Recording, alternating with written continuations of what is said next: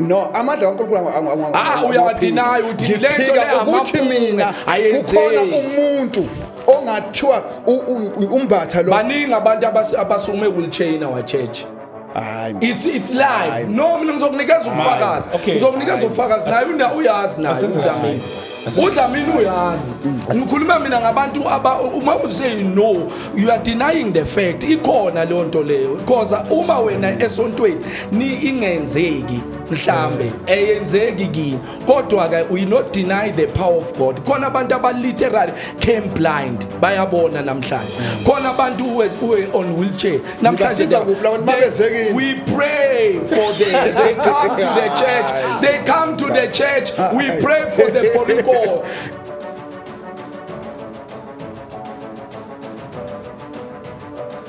Asibingelele egameni lika Jesu uKristu waseNazaretha awusibingelelo sasezulwini. Sakubingelela bazalwane egameni lika Jesu Kristu waseNazaretha. Yes igama lami ngoST. Namhlanje angazi ukukhuluma ngani. Angazi nizobona nani kodwa sine buffet. Sine buffet. So siyabonga kakhulu bafowethu. Thank you so much. Thank you so much. Thank you so much bandlela Nkosi. I believe ukuthi lolu hlelo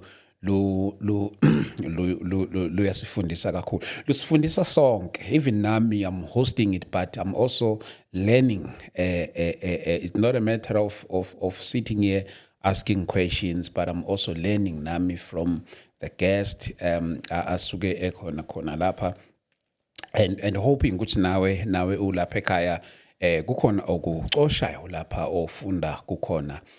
Akekho umuntu owazi konke. Umuntu mengathi wazi konke ngabe lo muntu uyazikhohlisa yena uqobo. So akekho umuntu owazi konke uyamdinga omunye umuntu osuke nawe ezokumbula lelo page kuwena ukuthi hayibo yazi bengayibona ngaleyo ndlela kodwa ke sengiyabonga. So njoba nje sinokhoza lapha namhlanje ezinye zezinto uzoyikhulumela yena ukuthi hayi yabona bengakholelwa impela einsimbini kodwa maze ngibuyele esontweni nami so ngiyobatshela abazalwane ukuthi abayithenge ikeyboard. Abayithenge ikeyboard nathi sidlala insimbi lapha esontweni lethu. So ngikholwa ukuthi masiqeda lapha naye uzokhona ukuthi ke ahambe lapha kwi-assembly yabo afika asho ukuthi bazalwane sekumbuleke enye into lapha uNkulunkulu ukhulume naye ukuthi cha abadlala insimbi.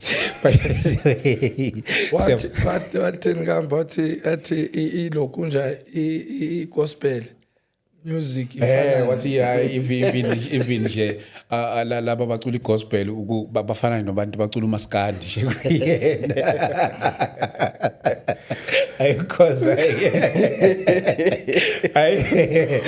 kathi ke uza nenye ngicela awuvula uhlelo ngomkhuleko ngifuna ukuza. Okay hayi akunankinga mfowethu asikhulekeni bafowethu asikhuleke kodwa ngathi uthi ngizovela ngikushayela.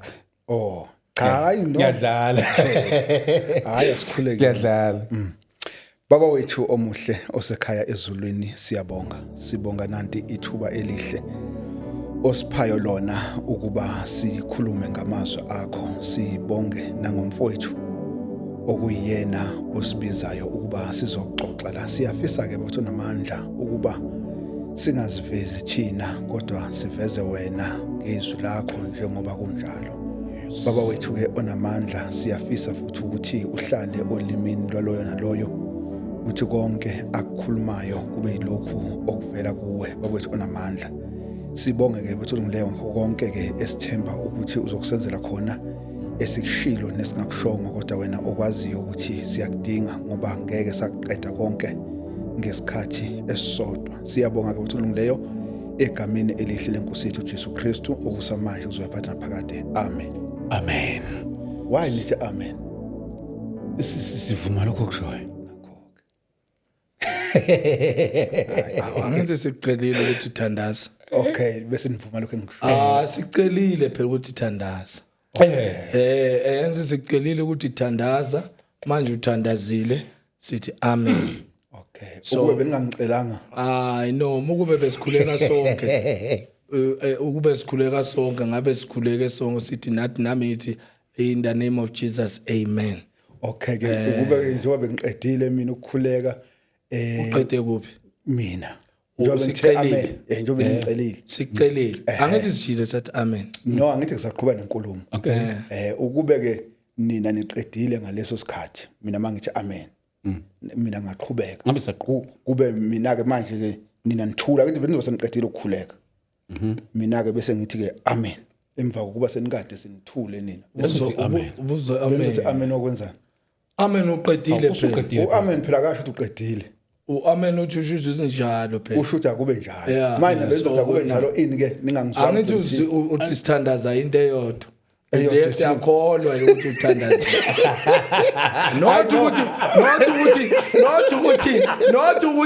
not ukuthi iBhayibheli emphasize ukuthi ufone kube umuntu oyedwa. That one we still deny it because it's not according to the yazi khona icomment engiyibonile komunye wabantu ocommentele yes ngayikhumbula ngiyakhumbula mzalwane wami uthe ni yipi indlela enayo ukuthi mani nathi lo muntu oyedwa othandazayo lo muntu lo uright ukuthi angathandaza nithandaze lenonke yipi ikhona indlela enisebenzisayo noma ngayikhumbula indlela abuze ngayo kodwa ngizama nje yipi indlela enisebenzisayo ukuverify ukuthi lo muntu lo cha uright ukuthi anganithandazela okay nokuba ingekho into esithi siqala ngayo kodwa sikucela ngokuthi njengoba sikanje sonke singabazalwane siyakhonza and then njengoba sikhonza nje sonke sihlangene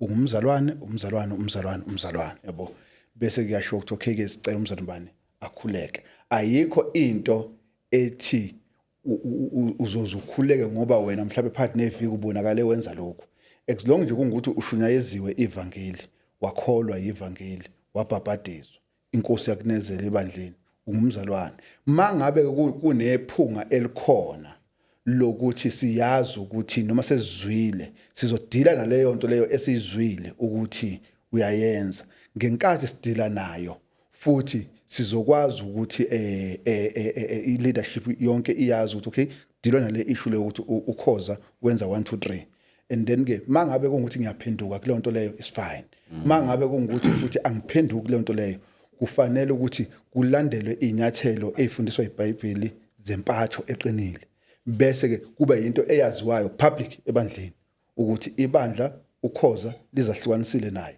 because wenza 1 2 3 4 5 sikhulumile naye akangasizwa sakhuluma naye akangasizwa and then sasafela khona sithatha inyathelo sokugcina sokuthi siyahlukana naye okay so uhambile no masithi sihlukana nawe asisho ukuthi mhlambe sesikubuka isitha kodwa sisho ukuthi nje yabona nje incwadi ka2 John chapter 1 verse number 9 ithi lowo ongenazi ukufundisa kaKristu ongemi emazweni kaKristu oweqisayo and then ke hlukanani naye noma ningabe munye naye ungaba khona la ngaphakathi kodwa ayikho into ozoyenza according ukuthi mhlawumbe ngeke ngithi uyaculisa ngingasakhulumi zokushumayela ngithi mhlawumbe umuntu onekhono lokuculisa ngeke sisakunikeze lelo thuba lokuthi uculise and then ke ngeke sisakunikeze ithuba lokuthi uye phambili yokhuleka ngeke sisakunikeze ithuba lokuthi ufundise because wena sewuphumile esifundisweni sika Kristu okay makhoza angibuze la mfethu ngifuna ukubuza lana into eyodwa ukuthi wahleka ukusebalukhulisa ukuhleka lani sekuthenini ukuthi wonke umuntu othandazayo u1 oculisayo u1 onikelayo akekho u1 onoculayo animvumela umuntu ukuthi umuntu mayicula akuthi angiunderstand ukuthi besaqhautha ngakazo ukuthi uyoculisa phambili oculisayo u1 into bengimbuzo lo oculisayo u1 okay okuthiwa nje uphethe uhlelo lokuculisa ya uba yi1 okay onikelayo ophethe uhlelo lokunikelisa uba yi1 no ophethe uhlelo uwenza konke okay sengisho wenza konke but ekuthandazeni 1 ekuthandazeni 1 ekuhlabeleleni 1 Kuhlabeleleni kodwa niyahlabelela nonke siyahlabelela sonke kodwa kuhlabelisa umuntu oyi-1 kodwa kuhlabelelisa umuntu oyi-1 mabe ngaba baningi abathi bayahlabelela njengoba kukhona abanye abamhlawumbe let's say 2 or 3 leyo ayisekho ngifuna ukuzwisisa kahle ukuthi sengisho ukuthi mhlawumbe ebandleni mhlawumbe sibalikhulu si-team worship team ukuthi uwe sibakhulu nimlapha naphambili niyahlabelelisa laphayana uyahlabelelwa njengoba amanye amabandla senza thina okay ukuthi mhlambe nihlabelelise nibe bawu2 noma mhlambe 2 or 3 or 4 ukuthi man yazi ngiyalahleka ukuthi uyisho kanjani sengisho ukuthi angithi nje angibekise nje mabehlabelelisa mhlawumbe uzohlabelela lo ahlabelele akhipha iculo hlabelela kube omunye futhi ohlabelelayo ahlabelele yabo okay bengitshela ukuthi uthi mhlawumbe nizoqala amaculo nobabili kanye manje no okay yenzeka lokho ukuthi mhlawumbe ke ngithi abantu abaculisayo bawu2 bawu3 okay and then mayiqala inkonzo nje ekseni mhlawumbe ke ngithi ngiyaculisa okay ngoba ngingakwazi ukucula mina ngenza example ngifike ekseni mhlawumbe ngiqala amaculo amabili yabo bese ngicela umzwana othize ukuthi azosikhulekela yabo mangiqeda mayiqeda lo mzalwane ukukhuleka ngihlale phansi mhlawumbe kusukume nanga umzalwane afike naye ahlabelelisa mhlawumbe amaculo amabili or iculo elilodwa yabo and then ke siya kwiBible study yabo okay kube iBible study iphele mhlawumbe kube uwe emva kweBible study uqala amaculo amabili kuza isermon yabo afundise loyo aqede emva kwesermon mhlawumbe kuphinde kuqale mina manje sengizoculisela i1 ngoba ngithi nesikhathi sesiya lokhuzana ngiculisela i1 yabo kuze Lord Supper nomnikelo and then ke emva kwalapho kube umzalwane uyaculisa sekuza izaziso eli1 emva kwakho uyaculisa kuyakhuleka kuvala inkonzo yakho worshiping team no i-worshiping team no the worshiping team ukuthi nina imancane because i-worshiping team ayichaza ukuthi worshiping team no sengisho ukuthi team le the only thing wena ulwalele team no ufuna mina ukuchaza ukuthi i-team kanjani i-team shuthi abantu abahlabelelisa department yabo nje abayaziwa okanye mhlawumbe uyahlabelela nalomunye kodwa le i-team leyo nayo leyo i-team no kusi-team i-team no i-team yabona nje lento eyenziwayo emasontweni ayifani nalento esikhuluma ngayo ayafana it's thana wena ngokuchazela ukuthi mangithi ayifani kanjani it's done in different ways uyichazile usuyichazile usuyichazile no ngisho eniyenzayo nina no usuyichazile but mina engiyenzayo mina ngithi usuyichazile kodwa why mina ungafundi ngiyichaze no usuyichazile yekela mina ngichaze angiyichazanga wangafuna ngichaze akazanga nokuthi usuchaza uyezwa yini benza kanjani yabo benza kanjani okay bona kuba nabantu ababa lapha phambili abawu5 or abawu5 yes exactly labantu abawu5 uzothola mhlawumbe zizinsizwa mhlawumbe ezo5 nezintombi ezo5 ziphethe ama-mic zonke zimlapha phambili yabo zizocula lapha phambili zona iziphele inkonzo and then ke mayicula lapha phambili iziphele inkonzo laba abahlezi phansi balandela labana abaphambili yabo nanso ke ilokhuzana i-worshiping team but ke nalokho angithi abaculisayo no uqala umuntu uqala ukuphike vuma ngiyakwenza lo yes yakwenza angithi ngiyalapha lento iyafana nalento eniyenzayo okay laba ohlabe suke behlabelelisa balandela lo hlabelisayo so nalapha worshiping team umuntu oyi1 noma bekhona laba abanye bephethe ama mic uhlabelele sonke nebandla lehlabelele bahlabelela bahlabelela nami baletha amaculo banqabelanga umuntu bahlabelela. The only thing that is why ngithi mina it's a different way of doing things. Ukoza last time uquote izwi 1 Corinthians chapter 14 verse 40. Everything must be done decently and in order. Yabona? Paul says this emabandleni, yabona? So wakhuluma ngeorder in terms of ukuthi yonke into must be done in order. In the church, in the local church, there are certain orders that are put in place in terms of ukuthi kube ne smooth running of the church. Yabona? So uma lento ayikhulumayo ukuthi omunye uyahlabelelisa kuze sermon, kuze isifundiso, kuze kuthatha offering and everything, it's the same thing. The only thing they done in their order. Yabona? But it's the same thing.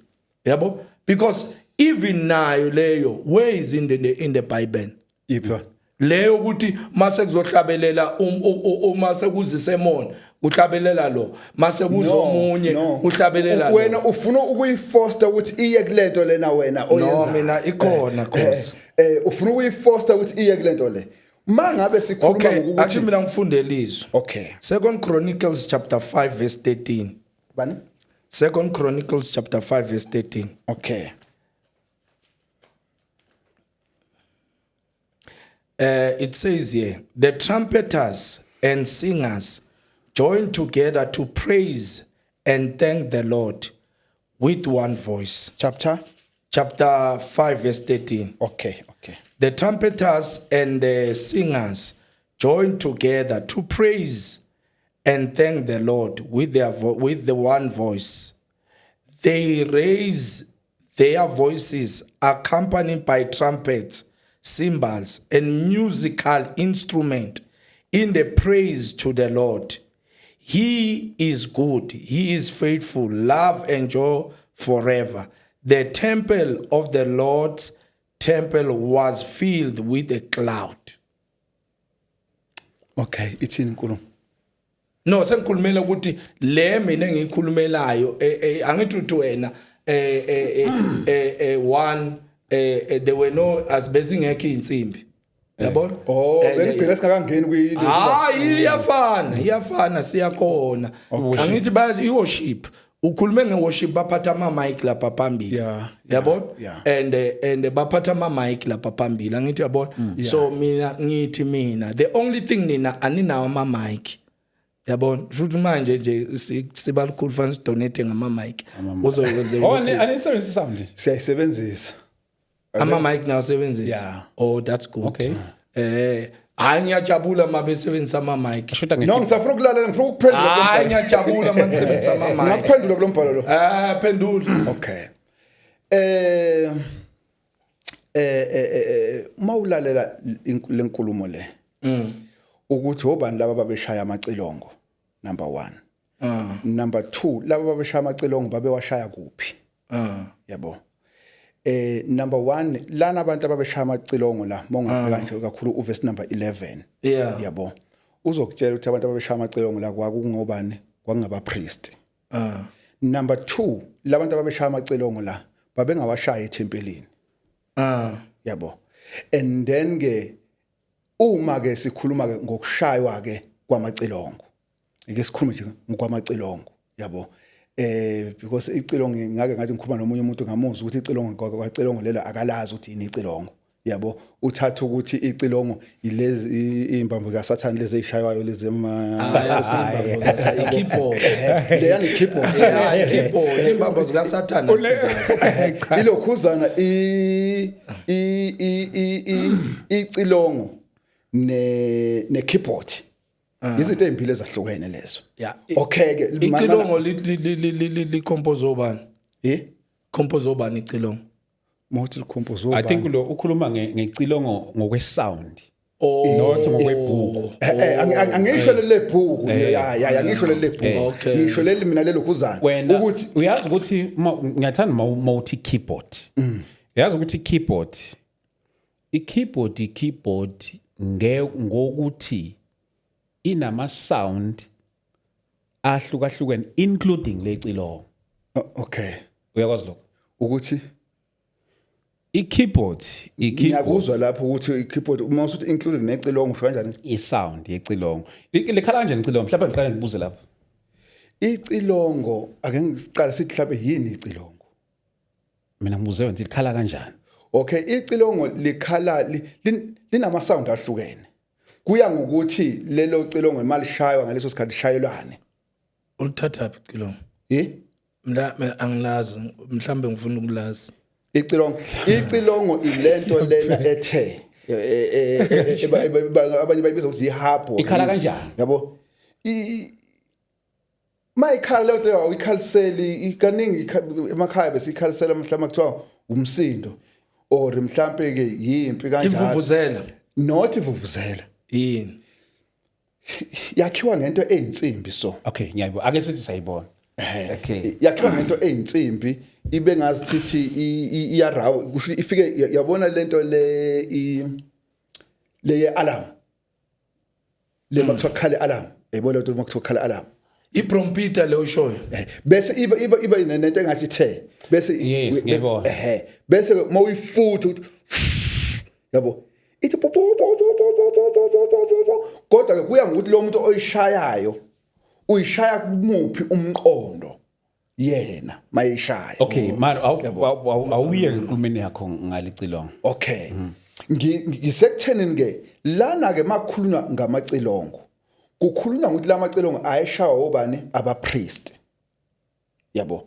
Ayingashawa noma ngabe ubani. Because kwa Israel akusikho wonke umuntu wa Israel wayeyumpriest. Kodwa kwakuyilaba abangamaLevi abangabapriest. And then ke masiza namhlanje kithi ebandleni wonke umuntu owamukele ivangeli ungumpriest wakholwa ungumpriest. Ngakho ke masikhuluma ngeorgan makushawa kweorgan mangabe iorgan ishaywa according lombhalo lo ukuthi lombhalo uthi lana amacilongo ashaywa abapriest bekumele ama-organ mangabe ayintando kaNkulunkulu ingashaywa umuntu oyedwa siyishaye sonke la endlini because sonke singabapriest ngoba lana abapriest ababeshaya ama-organ Oshuthi sizabe wonke umuntu une-organ yakhe manje exactly if silandela ngokwalombhalo lo hayi cause ngiyanqaba unqaba yini ekunqabisayo ngoba ngokweTestament angithi ufunda iTestament edala iTestament elidala makhuluma ngamacilongo alikaze lashawa umuntu oyedwa even noma ufunda wona lo mbhalo ofundile uverse number 11 uthi kwathi lapho abapriest sebephumile endaweni engcwele ngokuba bonke abapriest ababekhona babe zingcwelisile bengazi gcinanga izigaba zabo kusemini ngasempumalanga kwealthani amaLevi abahlabelela bonke baya kanye no Esafa eHomeni kanjalo and then ke into engilandayo ukuthi masikhuluma ngokubethwa kwamacilongo angithi sithe sikhuluma into esho iBhayibheli. Okay. iBhayibheli alizange lathi iBhayibheli icilongo lake lashawa umuntu oyedwa lalishaywa even noma ungafunde incwadi kaNumeri chapter 10 uzothola ukuthi abapriest ibona babeshaya amacilongo. How do we argue in terms of order whereby kushaywe icilongo ngoba in terms of one I think it's a book of 2 Kings if I'm not mistaken. Joshaphat efuna umprofeti kwaku Elisha ngaleso sikhathi uElisha ufuna umuntu umbethi woguphu yabona and lithi iBhayibheli esabetha the spirit of the Lord yabona kwase uNkulunkulu uElisha esekhuluma lamazwi wathi imbani imigodi nemigodi aniyubona mvula aniyubona kodwa aniyubona moya kodwa lemigodi iyogcwala amanzi yabona Yeah. so but one lapho kunombethi wogroup yabona a single person it does not mean ukuthi when there's a different structures in other places then now we develop that thing ukuthi ke it's now a doctrine where we say sesime ngalokho there are many that is why I'm saying good argument there are many scriptures where it calls also where a single person like David in the book of 1 Samuel yabo uma uSaul ehlasela umoya omubi uDavid oyebethu ihaba and then umoya omubi usuka kuSaul upon yabona so yize ezinye izinto lezo one of ezinye izinto our argument will be saying ukuthi ayikho lonto le akaze kwabethwa ihaba but now when we say wayishaya ababeyishaya empini abanye njengoJoshaphat wakwakhuluma ukuthi misana abadumisi yabona kulima misana abadumisi phambili yabona but kuyiwe empini ngaso sikhathi omunye wayezo argue ukuthi waye bengaphathwa ikhali kumisa abadumisi and yabona mase kukhali lokunje ialarm ukuthi this is the time now send they are lokunje to confuse the enemy so but now asikwazi ukuthi bese sithi wonke umuntu kwi keyboard ushaya wonke umuntu kwi keyboard we it's like we are saying mfoka khoza nathi singangenelela lapho sithi asikwazi ukuthi bonke labo bantu labo kuculisa umuntu oyi-1 nani ngiculisa umuntu oyi-1 akuculi wonke umuntu umuntu oyi-1 oculisayo no bafowethu asingabalekini yabona asibaleki simibi silapho sikhotha incwadi eziningi ezingakhuluma lethe sikhuluma ngayo manje mhlambe esizofika kizo mhlambe esizofika kuzo manje umfowethu uMbatha ufunde incwadi yesikronika manje sikhuluma ngencwadi yesikronika yabo okay ake ngibuze nanku umbuzo kini nobabili abuza mina okay ngibuze kuwe yabo ake ngibuze kuwe uyavuma yini ukuthi lana abantu ababeshaya amacilongo kwakungaba priest ngiyavuma ukuthi they were priestly and manje uvuma no musu yazi Mbatha musu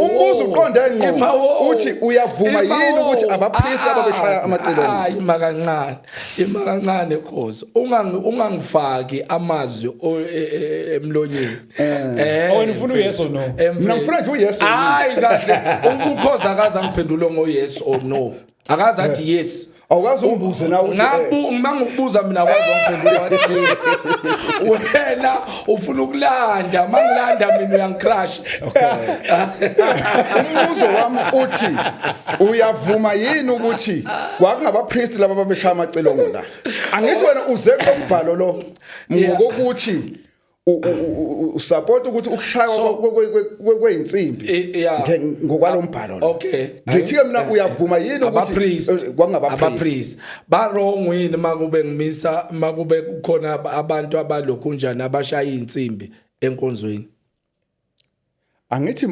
Mbatha no yabona Mbatha no but ubalekela into engivumi angithi ngivumile ngithi mina abapriest angithi ngiyalazi bese ungifaka inkuma emlonyeni ngiyakubuza ukuthi ngithi ku wrong yini makushaywa insimbi ebandleni yes ku wrong ku wrong ngani ngokuthi akukho la ibandla silibona shaya insimbi hayi angeke uzubona ibandla vele in this time ukukhonza kwethu nawe manje yabo ngama mic boangekho ama mic back then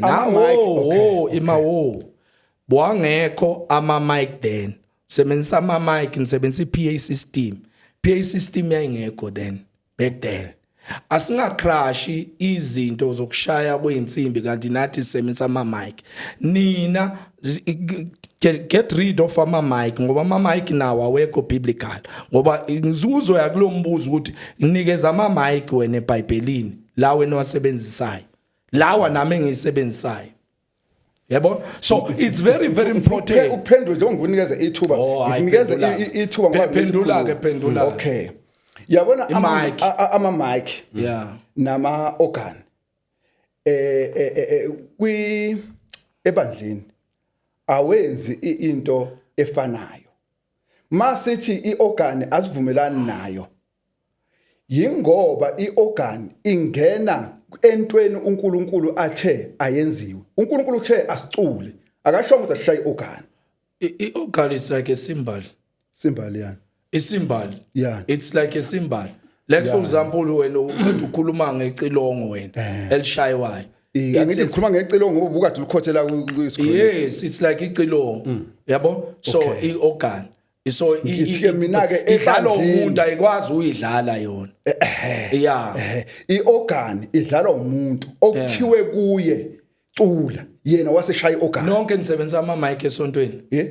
Nonke nisebenzisa aswasebenzisi. Why ungasebenzisi nonke ama mic? No, akithi siyakwazi ukucula. But again now why laba abanye basebenzisa ama mic? Angithi ama mic no sibakhulu asenzi justice la. Asikhuluma iqiniso nokho. Ukhoza usebenzisa ama mic. Siyawasebenzisa ama mic. I don't have a problem nama mic. Then inkinga kakhoza nje ikeyboard. But now ufuna ukuthi to crash ikeyboard Mariana ama mic are not biblical ama mic. Yabo? But it's a setup and a system abayibekile ukuthi bakhona kuba vocal bazwakala. Exactly. Yabona leyo nto le enhance your voice. So now if let's say for example mina kimi nami ngomunye umuntu ufuna ngicrash ama mic let's say for ukuthi angwasebenzisi but I'm using it. There is nothing wrong with the keyboard. Kusho wathi is nothing wrong. No, there's nothing wrong. There is nothing wrong. Nakhona ikuphi la ibanda la khona kuthiwa sebenzisana ama mic. No, but yabona uyabaleka wena. Angibaleki ngokuze eqala wangaphendula. Ubalekela iqiniso. Mina ngithi ama mic singawasebenzisa akusonto awuzange utheni sebenzisa ama mic siyawasebenzisa vele yes nisebenzisa ne PA system yabo ama mic nisebenzisa ne PA system khona abantu othothi mabekhuluma ukhulumela phansi because nisebenzisa ne PA system mina ngina umbuzo okay why imali yebadla niyise bank ngoba phela ibank it's a wealthy thing imali yebandla bekufanele ngamsebenza ngisho ukuthi why ni banker okay why ni bank yingoba vele ibank indawo la kuhlala khona imali akekho umuntu okay ake sithi thatha nje imali mhlawumbe ngenze example njengani mhlawumbe uthola ukuthi nje sino 500,000 ebank yes manje bese kuthiwa ubani ozohlala no 500,000 ngoba uvuthiwe 500,000 umbuzo wami ubhekela ekuthenini ukuthi kunamabhenki ahlukahlukene kuno-absa njalo hlukahlukene yeah okay ikuphi la ninathola khona kwi-script ukuthi hayi awuthi siyovula uNetbank uma ukuthi yonke into niyenza according to the script no akukho la kuthiwa khona siyovula uNetbank or e-absa kodwa amabhenki akhona according ukubeka imali yabo even noJesu mayenza ekhuluma lapha mangaphazama ukuthi uMateyu 22 mayekhuluma ngendaba yomuntu owahamba walokhuza wanikeza abantu ama-talent and then ke uthi ngabe uthathile imali wayibeka kwabebhanki ibhanki indawo yokubeka imali yabo lapha ke lapha engikhona ukuthi ikuphi la ongathi cha leli verse liyayishaya into yokusebenzisa ama keyboard wethu incwadi yabase Efesu 5 verse number 19 yabo nencwadi yabaseKolose 3 verse number 16 yabo and then ke lezi incwadi lezi zisinika umqondo ukuthi kuthiwa asihube ngamaphimbo ethu noma ngemlomo yethu abantu bahuba ngani angithi kuyahuba ngamaphimbo ethu akusikuthi keyboard replacer nangama organ but siyahuba mana ake ngibuye la incwadi yesambulo 22 verse number 18 nencwadi ka 1 Corinthians 4 verse number 6 incwadi ka 1 Corinthians 4 verse number 6 uthi uPaul ngiyafakaza mina kubo bonke abezwayo amazwi ngiyafakaza mina kubo bonke abezwayo amazwi ale kulencwadi le, and then ke uthi ke uma kukhona owenezelayo yabo uthi ninganezeli ningaphunguli lokho kulotshiwe. And then encwadi yesambulo 22 verse number 18 nayo ithi futhi ningaphunguli ningathayiseli. Ayikho esiyedayo. Ngiyakunqamula ngoba wena manje usufake edeni. Kanti ukeda lokho kufaka imic. Kuthiwe shaya insimbi. Wena washaya insimbi. Ne-mic. Ubani othe ngashaya insimbi? Ukhona iverse 10. Likhona iverse 10 ngashaya insimbi. Into engashiwo ngombhalo uyithi. No, imic ishiwo umbhalo. Yabo. Imic into ukuthi abantu umbhalo. Nge-mic. Imic isetshenziswa. Awusho. Okay. Okay ke. Ushilo nombhalo insimbi ayisetshenziswa. Mina ngithi ngama instrument. Mina ngikhuluma ngama instrument. Wona ke ama instrument. Ushilo nombhalo uthi okay. Ushilo nombhalo ama instrument. First Chronicles mina ngilo ngizokufundela nje mina. First Chronicles chapter 15 verse 16. Whoa, okay. Ngisho ebandleni mina angisho. Angithi sikhuluma ngama instrument. No, even noma ngabe ikhulunywa uDavid iseBhayibhelini angithi no phela thina asikho phasi komthetho akekho umthethweni akusingumthetho lona I still remember ngisho ngithi mina yabona iproblem yethu is this is an historical book not a law. There are 4 books. There are 4 books. I'm peeling the food. There are 4 books of the law. The book of Genesis, the book of Leviticus, the book of Exodus, the book of Numbers. Yeah. Those are the law books. Yeah. According to the arrangement. Okay. So that Law, First Samuel, now those are historical books. No. Into eyenzeka umlando wenzeka. Exactly. Yes, so those are historical books. You cannot do historical books. Kunjalo abantu ababebhala lo mlando nabantu ababephila ngesikhathi salomlando babephila ngaphansi komthetho kaMose. No, but it does not affect ukuthi into eyakhulunywa lapho will going to deny because Old Testament. The only thing important, the only thing, no, it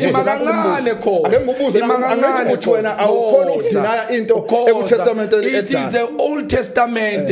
It be Old Testament ngakuvuma lokho ukuthi it was in the Old Testament. And now so because they are divided, the New Testament and the Old Testament. But into a historical eyenzeka and that appointed also. That is why it means that then David told the leaders of the Levites to appoint their relative as singers, number 1, and to have them raise their voices with joy, accompanied by musical instruments, harp, lyre, and cymbals. So, what my argument?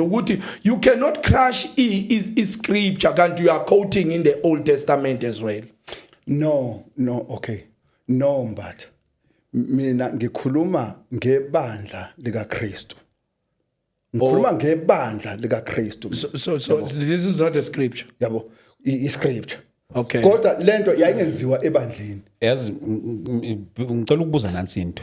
Ngenzela ukuthi sifake lento ngithe ibhafile. Yeah. Kodwa lo mprofeti wakwadlalela ihabu Elisha. Edlalela uDavid. Yeah, wase a prophet. Yeah. Ne prophet lapha enkozweni. No as prophet. Why ngoba ngithi I prophecy ayisiyona inkonzo. Okay, othi chazela. Uma sikhuluma ngokuprofeta, mawubheka incwadi kaFirst Corinthians 13 verse number 8 nje uya egcineni nayo.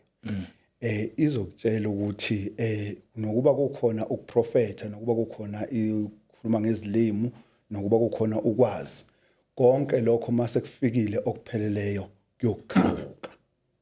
Khumbula ke ukuthi masifunda iBhayibheli likakhulu iTestament Elisha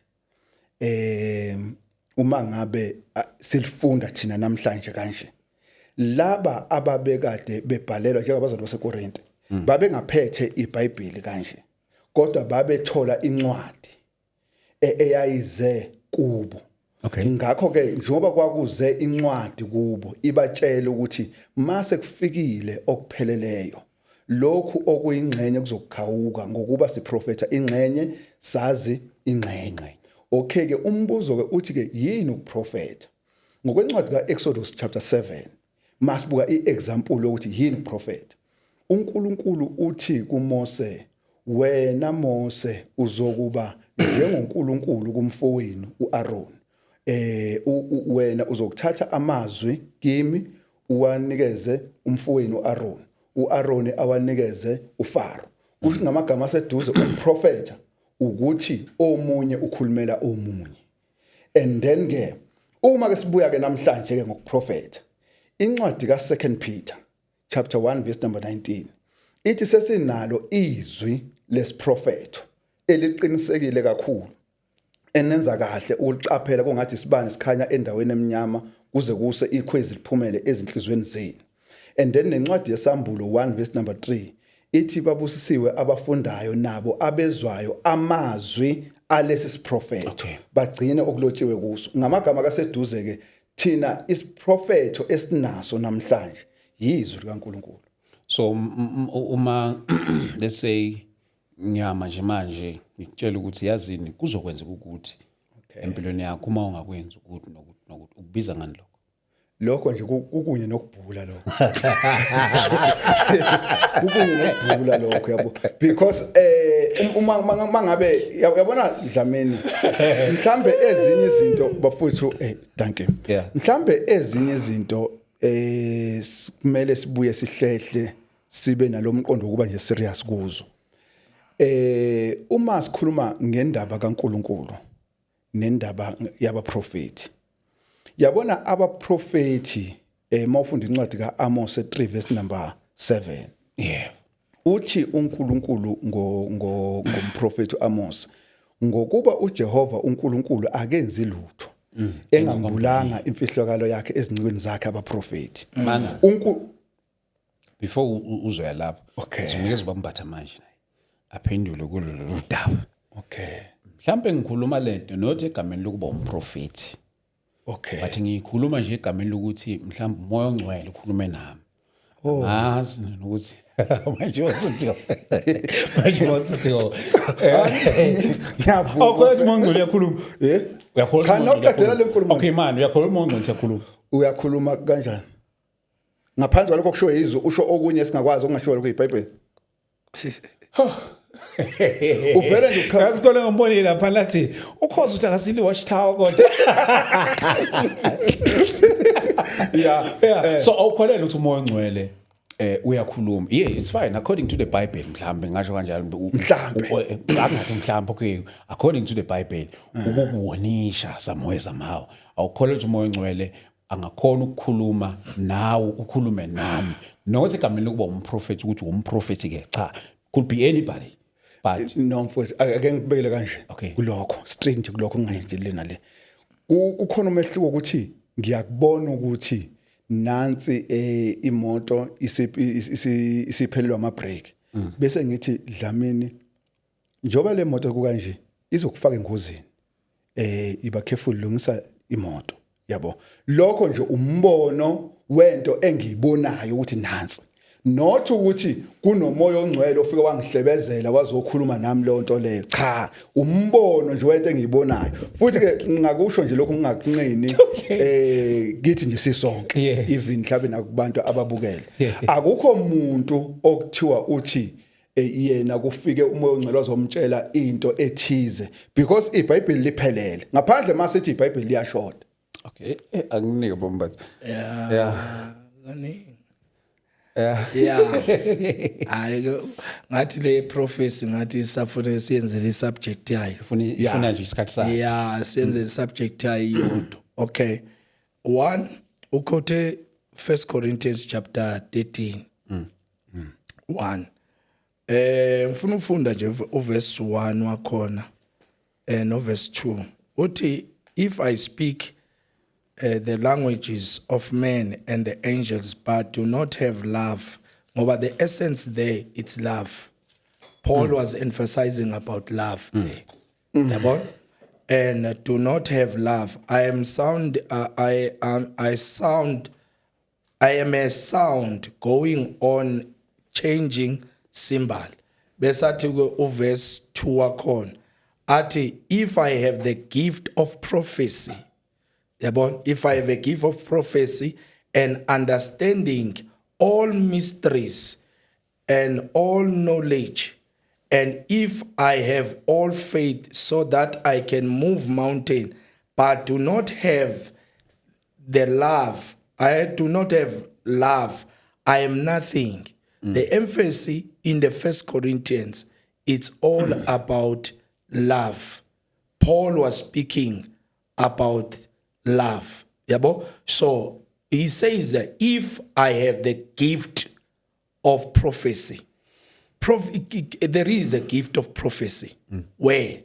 1 Corinthians chapter 14. Let's go there. 1 Corinthians chapter 14. So funda jama verse lokunja. Pursue love, verse 1. It says, pursue love, desire spiritual gifts. And above all that you may prophesy. Okay.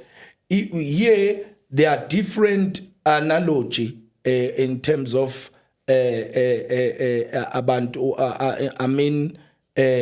gift of prophecy. But here also Paul usaqedelela le yankulumo leyo. Khulumbula ukuthi uPaul usejela. Ubhalela ibandla laseKorinte address ama issues asebandleni. Ungabufeza lembatha ufakazi ukuthi uPaul wayesejele la. Okay, sizoqhubeka. Don't worry. Okay. So now in the order, when you study and when you do your also your research, Paul was not in present.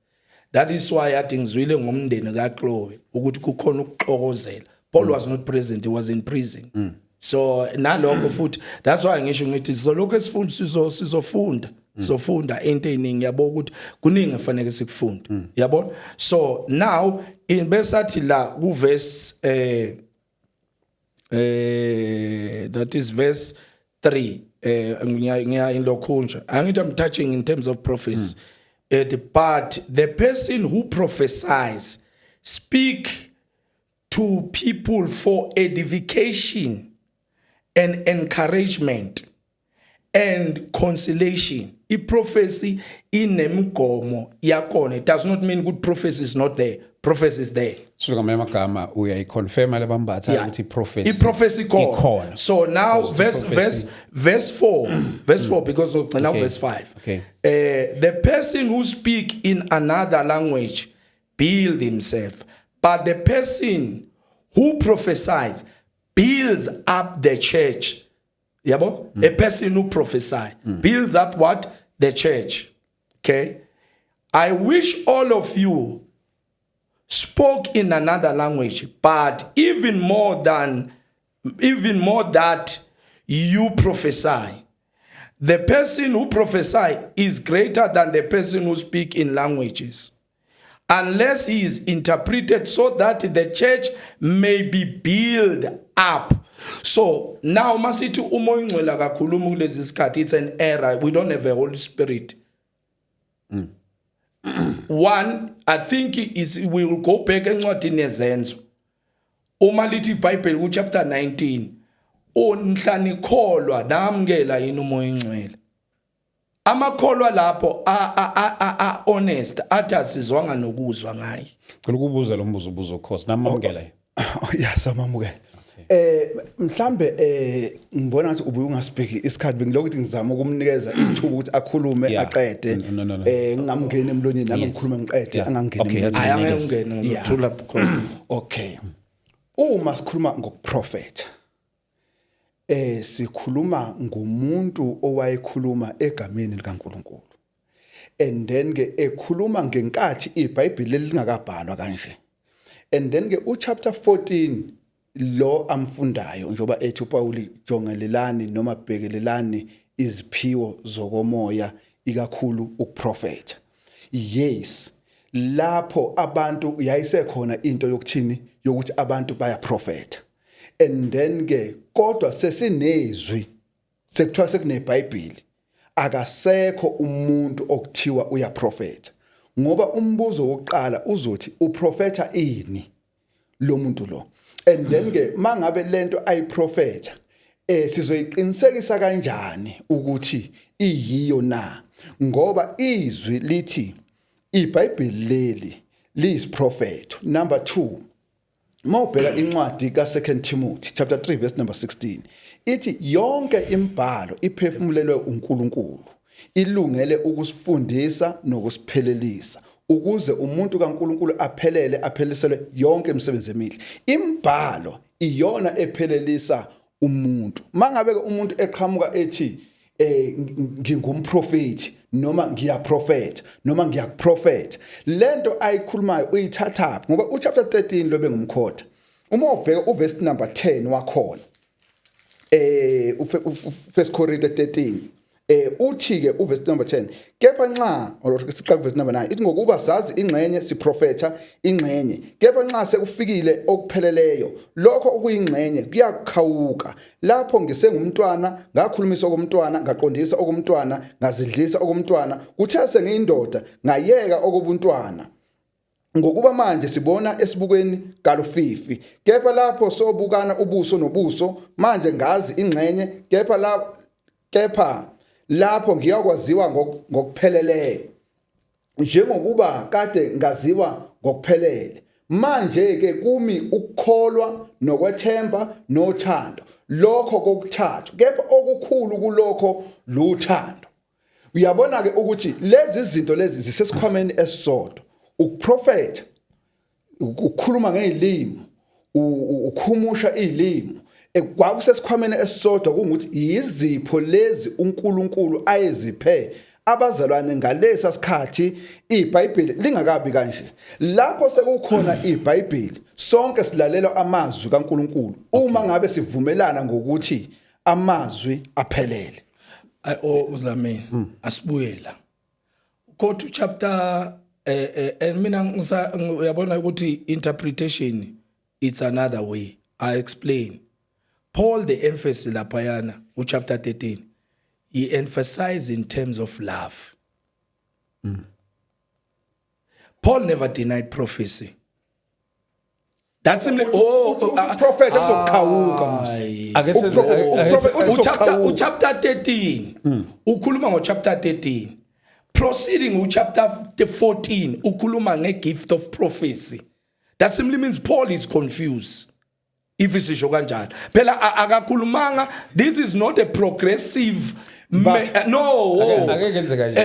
is not a this is not a progressive phela uma chapter 13 the emphasis laphayana it's an emphasis of love uthi noma ungakhuluma ngaprofeta okanye usho ngezilimi zengilosi kodwa ungenalo uthando ufana nensimbi ekenkethayo yabo. That is why verse 8 ukuthi kuyophela konke kodwa uthando loma kuze bena phakade. So scripture lezi does not disqualify prophecy according to what he has read also him yabo. Even that is why there's a continuation to chapter 14 where he speak about the gifts of the also the gifts of prophecy. Yeah, so he gives also the one who's got the gift of prophecy. He edified the church. He's there to build up the church. So now is a shire when we cancel that what we have read in the scripture. See disqualify ngama thoughts to Gandhi scripture it's written. Ngizonikeza abo 2 minutes ngoba sesiya ngasigcineni. Lesikhathi lesi siyabaleka angiyazi lento lena. Okay. Ngokweni mhlawumbe nje 1 minute nakholele kuyiziphiwo zikamoya and yini iziphiwo zikamoya ngokweni? No uyabuza ukuthi siyakholelwa kuyiphiwo zikamoya and then futhi yini iziphiwo zikamoya? Yes. Siyakholelwa ekuthenini iziphiwo zikamoya bezikhona ngokweBhayibheli. Bezikho. Okay. Bezikhona kubazalwane laba esifunda ngabo eBhayibhelini. Okay. So manje ayisekho. Manje ayisekho. And then ke number 2 engifuna ukusho mhlambe kune understanding esilahlekelayo ukuthi masikhuluma ngencwadi yabaseKorinte ma uPaul eyibhala yayingenayo chapter 1 verse number 1 or chapter 14 verse number 1. Okay. Kodwa kwakuyincwadi ephelele. Okay. And then ke mangabe kuyincwadi enjalo indaba yokuprofeta yayikhona kubazalwane eKorinto. Okay. Yabo. Sibambela kancane. Bamba indaba iziphiwo zikamoya zikhona. Zikhona iphiwo zikamoya. Manje Asiphela. Umoya ongcwele silongeza sasebenze ebandleni. Okay. Iphiwo zikamoya zizazoba khona. Unless if umoya ongcwele sithi akasekho. Perfect. Ebandleni. Perfect. Ngicela ukwenza kanje. Nakholela ukuthi contact healing. Healing ukuphilisa umuntu. Ukuthi umuntu mayegula umphilisa. Cha sikholelwa ukuthi umuntu uphiliswa uNkulunkulu. Yena phela ngithi through umuntu. Through umuntu angithi. Nanje ukuthi uNkulunkulu uyamphilisa umuntu. Through umuntu. Akekho umuntu okuthiwa like njengami ukuthi kuzokwaziwa kuthiwa ukhoza emoke nangubani uyagula mhambiseni ukukhoza uzofika umthandazele. No, sikholelwa ukuthi nje nanoma ngabe ubani ongakhuleka makukuhle kuNkulunkulu lo muntu uzophila. No ngisholo angikhulumeli nami ekutheni ukuthi hayi sibanibani vele makwagula sibanibani simisa kubani. Ngikhulumela ekutheni ukuthi nakholela ekutheni ukhontiwa nje healing sengabe ukuthi iqhamuke noma ngabe ephela kodwa kuNkulunkulu. Yebo vela uNkulunkulu. Yes, lokho siyakholelwa ukuthi kodwa uyakholelwa ukuthi umuntu ngingamthandazela umuntu aphile. Uyakholelwa kuloko. Angithi uNkulunkulu ophilisa umuntu. Anti ngikholelwa ukuthi umuntu mina ngingamthandazela aphile umuntu. Okay, mana ke Dlamini. Mawuthi ungamthandazela umuntu aphile for passing nje noma ngqo ukuthi okay nanga umuntu la kwamakhelwane uyagula othi ngiyomthandazela uzofika sindi. Yeah, ngishuta kanjalo afika sindi. Ngomkhulekele afika sindi. Yeah, asindi. Mina nginobufakazi bokuthi nawe lo ungayivuma ukuthi ayikho. Ngingafakazi ukuthi nalotho no musukungena emlonyeni because ngizokutshela izinto ezenzakalile ukuthi lezi zinto ezishobe zikuphi besine covid manje benikuphi 1 minute yeah 2 minutes bambathi ngicela ukuthi ngiye la ukhoza ukhuluma nomuntu wrong ehleli la. You see, we've got trace of people that we have laid hands and uNkulunkulu wabaphilisa. Not from just ordinary sickness, incurable diseases. Seriously. That is why part of healing, it's a gift of healing. There are people who've got a gift of healing. We pure Lamoya.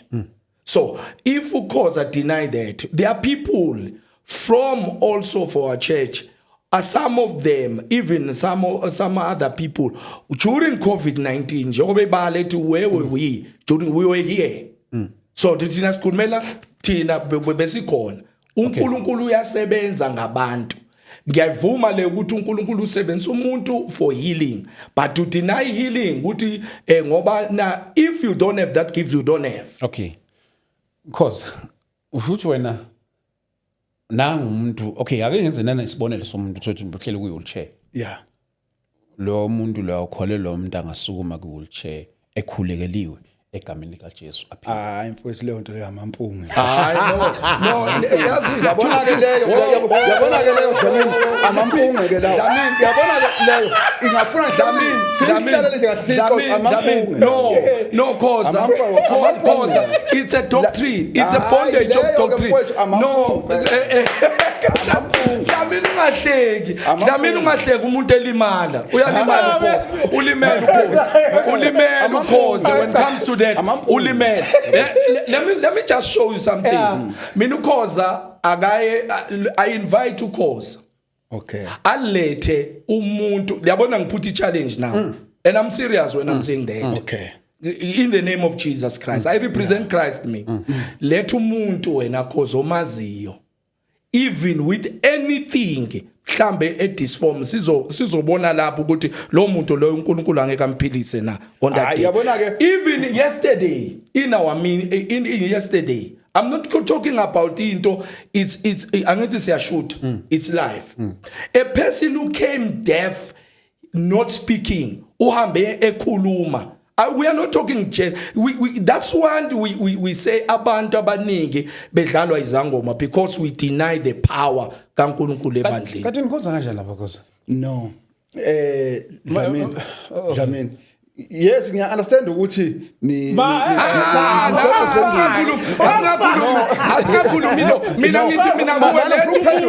lethu umuntu wena khoza omaziyo ukuthi lo u-bad reading umuntu sizobona ukuthi amandla kaNkulunkulu because we are denying the power of God wena. Okay.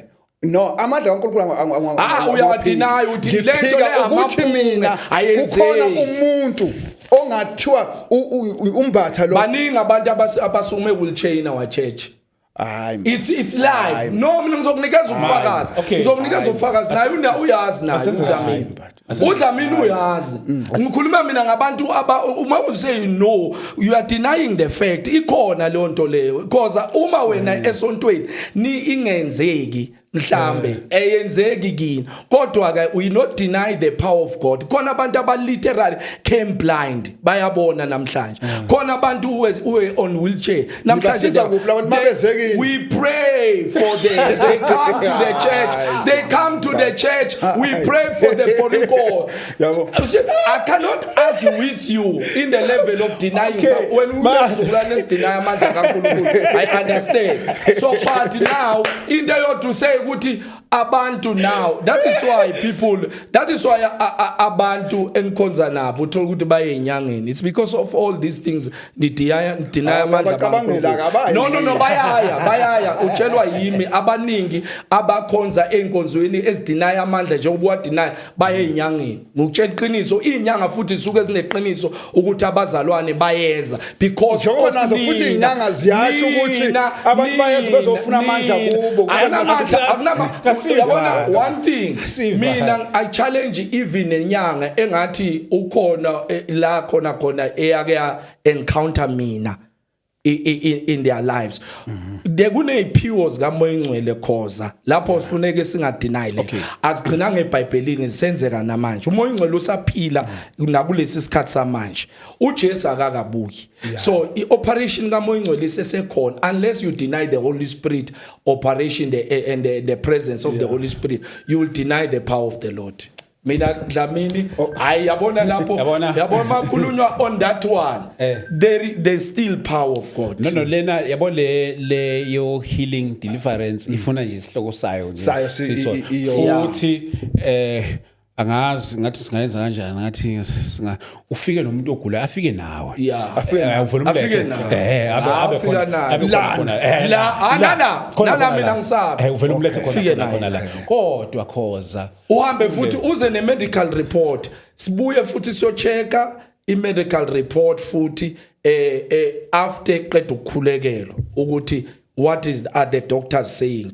Mina ngisebenza kanjalo. No, mina ngikhuluma ngokuthi ngiyakuzwa lokho angikuphikisi lokho. Sengisho ukuthi mina ngize nomuntu mhlambe kuthiwa akakwazi ukuhamba. Uze naye.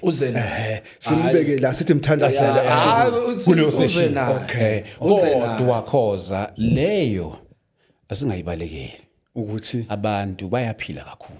Hayi no ungangifuzi. Masesiqedile kahle sisiyayivala sesiyayivala ngazosixoxa umphathi wami la. Abantu bayaphila. Yeah. I've seen a lot of things. Yeah. Through different men of God. Yeah. I'm talking about abantu mina literal umuntu ebengahambi.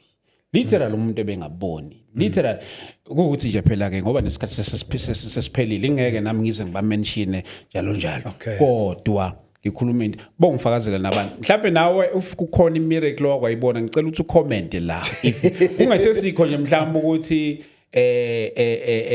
even in your church nabakhulu if khona imiracle wakwayibona please do comment here. Mhlawumbe nawe umfundisi wakho is gifted in a different way. Comment khona la nawe ukuze sibonakala ukuthi lento kaMandla kaNkulunkulu akhona. Mfundisi bami siqedile. Bakuthola kanjani mfundisi wami? Okay. Bangithola lapha na ku 0645561 780. Mfundisi wami siyabonga. Hayi nami ngiyabonga kakhulu. Babathe bakuthola kanjani? 0837738544 Facebook Pastor M, Facebook page Yesonto Faith Temple of Fire Center, and on TikTok Faith Temple of Fire Center. Asibonane lapha.